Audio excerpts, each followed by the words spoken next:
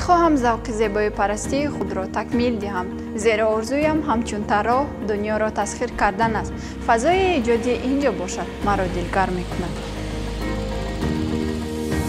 ман аз кӯдакӣ навовайро дӯст медоштам.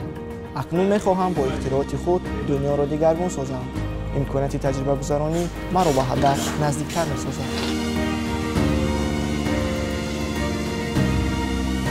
ба умқи ин ҳама рақамҳо рафтану манфиатро аз зарар ҷудо намудан донишу маҳорати баландро талаб мекунад.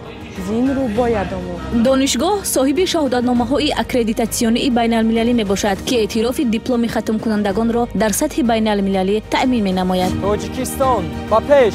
Ба пеш! Ба пеш! орзуҳоятро амалӣ намо. донишгоҳи технологии Тоҷикистон. рамзи мо дар маркази миллии тестӣ 107.